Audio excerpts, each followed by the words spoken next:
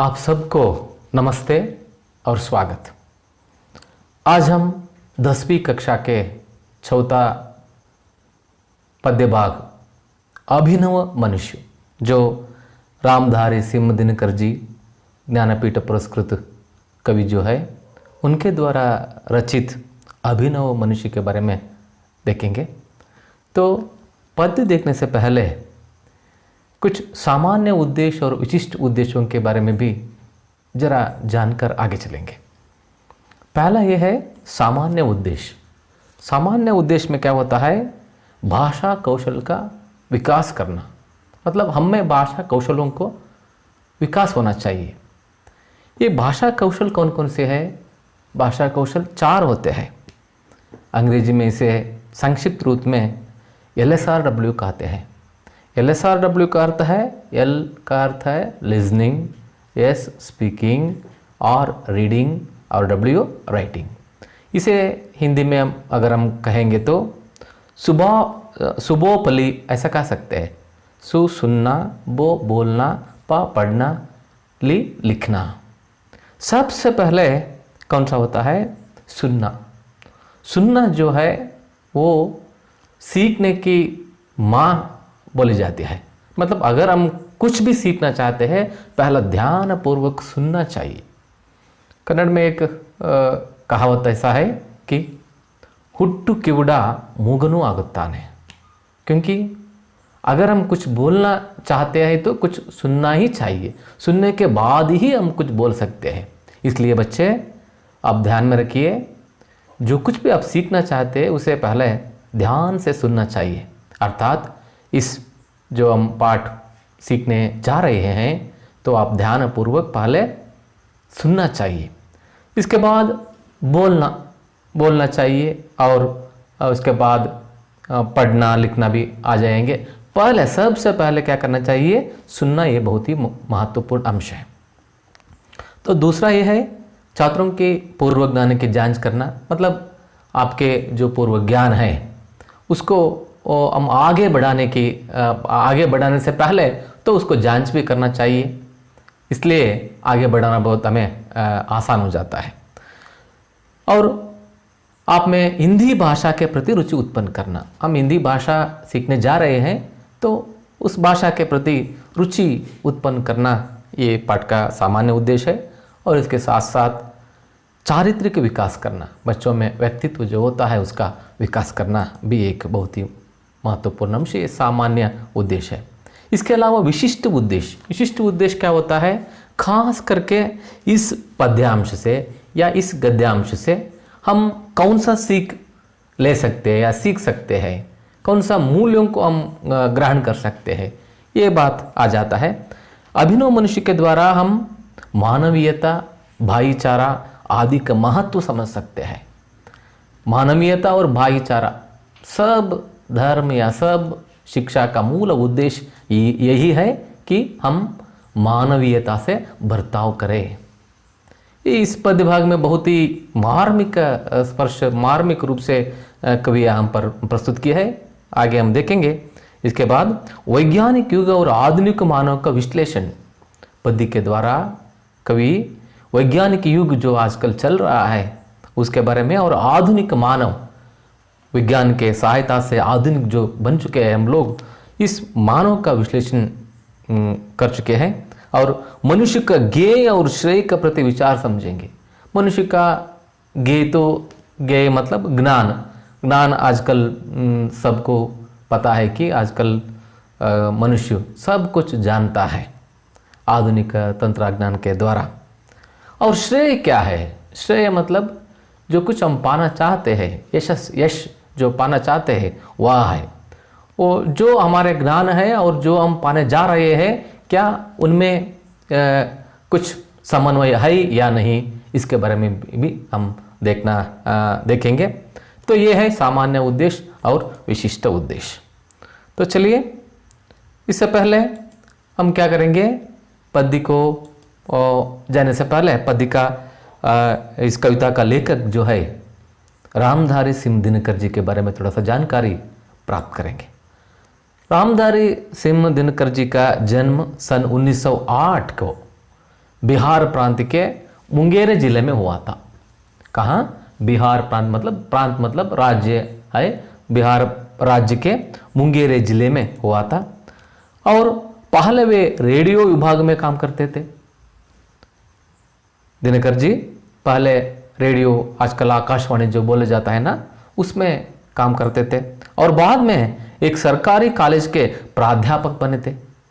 और इसके बाद मतलब आगे चलकर भारत सरकार के हिंदी सलाहकार के रूप पर या पद पर नियुक्त हुए थे। मतलब हिंदी को कैसे बढ़ावा देना चाहिए, इसका सुझाव देने के लिए भारत सरकार ने रामधारी सिंह जी को एक मौका दिए थे। उनको भी उन्होंने बहुत अच्छी तरह से निभाए। तो इसके बाद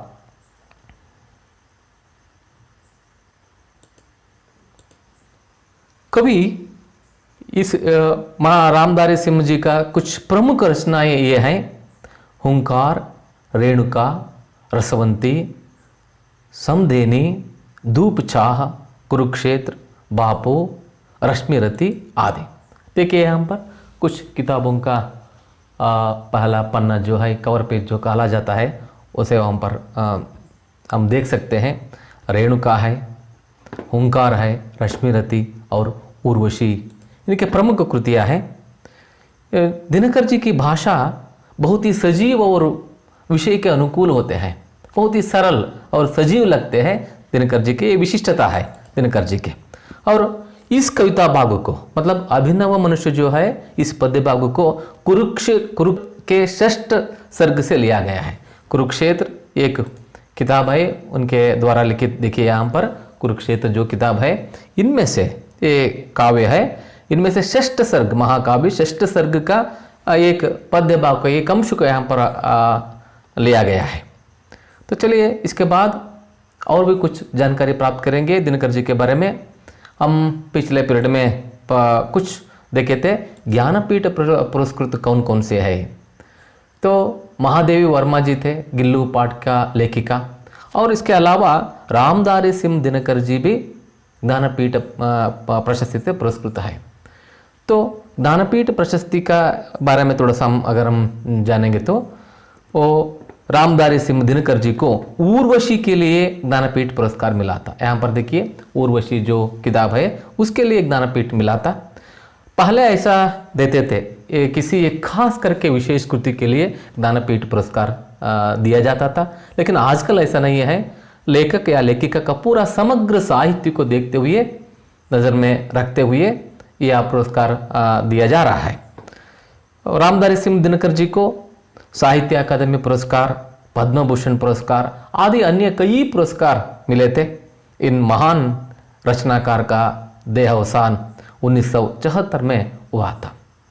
तो अब हम थोड़ा सा ज्ञानपीठ प्रशस्ति के बारे में जानकारी प्राप्त करेंगे। देखिए ज्ञानपीठ पुरस्कार जो होता है, तो ये है प्रशस्ति फलक जो कहा जाता है। उसका उद्देश्य यह है, पुरस्कार का वर्ग साहित्य, सिर्फ साहित्य रचना के लिए ही दिया जाता है, अन्य कोई उद्देश्य के लिए नहीं है, सिर्फ साहित्य रचना के लिए ही दिया जाता है। यह ज्ञानपीठ पुरस्कार सरकार के द्वारा नहीं देते हैं, एक निजी संस्था है वह इसका इंतजाम देते हैं, प्रदान करते हैं। स्थापना का वर्ष 1965 है। पुरस्कार राशि अब 11 लाख रुपए बन गए हैं। पहला 1 लाख था, बाद में 7 लाख हुए, तो अब चलकर आगे चलकर 11 लाख धनराशि दिया जाएगा इस प्रशस्ति के साथ साथ। प्रथम विजेता यानी प्रथम पुरस्कार मलयालम के लेखक शंकर कुरूप को मिला था।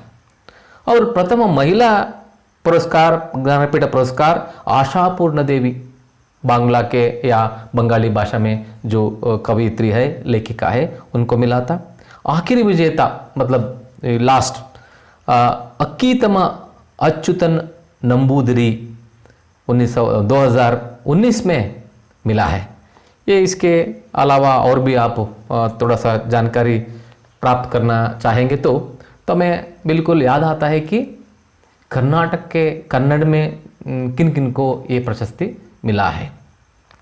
अगर हम देखें तो पहले हिंदी में और किन किन को मिला है देखेंगे, उसके बाद कन्नड़ के लेखकों को देखेंगे। देखिए, पहला है सुमित्रानंदन पंत जी को मिला है। बाद में रामधारी सिंह दिनकर जी, जो अब हम उनके कविता को हम पढ़ने जा रहे हैं। और इसके बाद में एच.एस. अग्नेय जी, सच्चिदानंद हीरानंद अग्नेय जी को मिला है। और उसके बाद में महादेव वर्मा जी को। महादेव वर्मा जी के बारे में हम विस्तृत जानकारी पिछले अवधि में गिल्लू पाठ के पढ़ाते समय हम देख चुके हैं। तो इसके बाद है नरेश मेहता, और इसके बाद कुंवर नारायण है, और श्रीलाल शुक्ल जी है, और केदारनाथ सिंह जी, और अंत में मतलब हिंदी में जो पाए हैं उनमें से अंत में अभी हाल में ही कृष्णा सोबती श्रीमती जो कवयित्री है, लेखिका है, उनको ये मिला है। कुल मिला के 9 लोगों के लिए ज्ञानपीठ, हिंदी में ज्ञानपीठ प्रशस्ति मिला है। अगर हम कहेंगे तो हिंदी भाषा का जो भौगोलिक क्षेत्र है वो बहुत ही बड़ा है। सारा उत्तर भारत में हिंदी बोला जाएगा। ये अगर हम कन्नड़ भाषा की तुलना की तो ये बहुत ही बड़ा क्षेत्र है। लेकिन कन्नड़ में भी 8 लोगों को यह प्रशस्ति मिला है। ये बहुत ही ध्यान देने की बात है।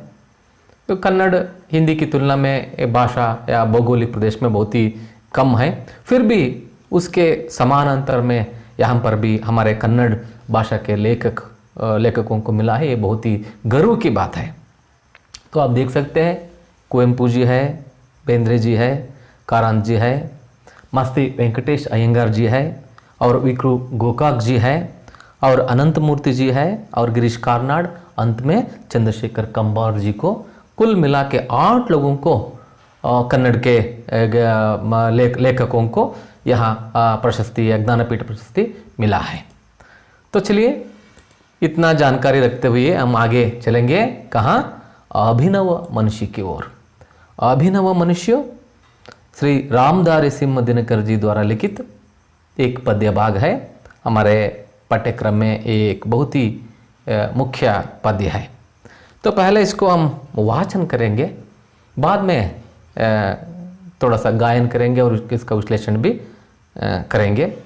पहला देखिए, वाचन मैंने पहला ही बता दिया कि जब भी हम पाठ पढ़ने या पढ़ाने चलते हैं तो बहुत ही ध्यान से सुनना चाहिए। चलिए सुनिए। आज की दुनिया विचित्र नवीन, प्रकृति पर सर्वत्र है विजयी पुरुष आसीन, है बंधे नर के करों में वारी विद्युत भाप, हुक्म पर चढ़ता उतरता है पवन का ताप। तो दूसरा चरण यह है नहीं बाकी कहीं व्यवधान, लांघ सकता नर सरित गिरि सिंधु एक समान, यह मनुज जिसका गगन में जा रहा है यान, कांपते जिसके करों को देखकर परमाणु। अगले दूसरा चरण यह है,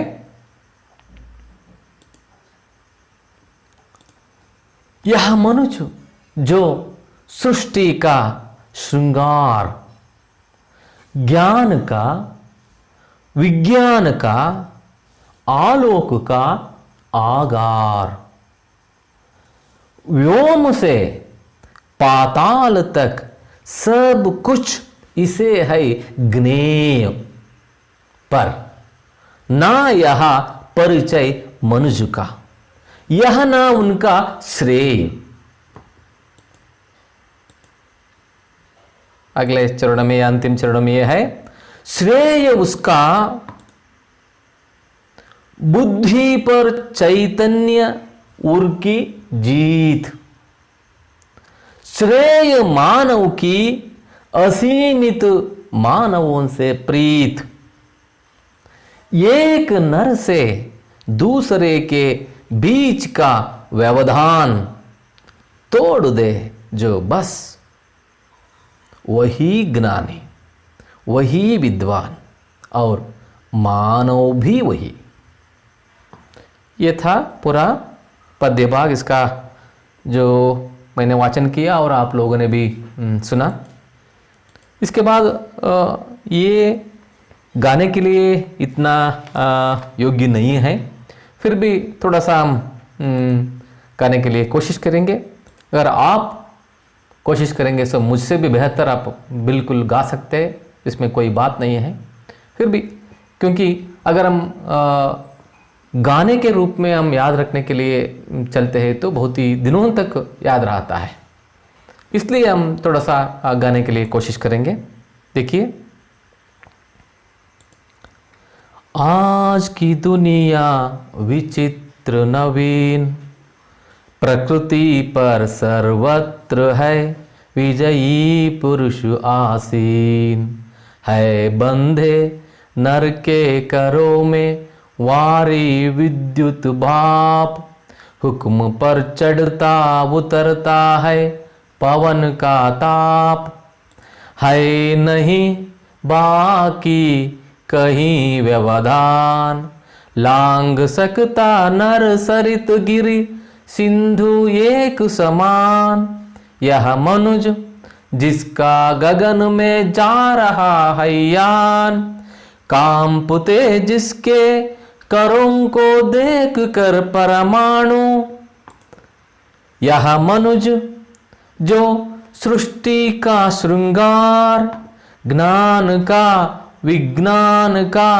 आलोक का आगार, व्योम से पाताल तक सब कुछ इसे है ज्ञेय, पर ना यह परिचय मनुज का, यह न उसका श्रेय, श्रेय उसका बुद्धि पर चैतन्य उर की जीत, श्रेय मानव की असीमित मानवों से प्रीत, एक नर से दूसरे के बीच का व्यवधान तोड़ दे जो बस, वही ज्ञानी, वही विद्वान और मानव भी वही, और मानव भी वही। अगर कुछ लोग मिल के गाएंगे तो ये बहुत अच्छा बनता है। मुझे याद है पिछले सालों में हमारे छात्र जो थे तो सब कुछ मिल के सब लोग मिल के गाएंगे तो इसका विशेष ही अर्थ निकलता है, गाना भी बहुत अच्छा बनता है। अकेला गाना और मुझ जैसा संगीत ज्ञान नहीं है मुझे, मेरा प्रयास बहुत ही बच्चों जैसा हो जाता है, फिर भी थोड़ा सा मैं गाने के लिए कोशिश किया हूँ।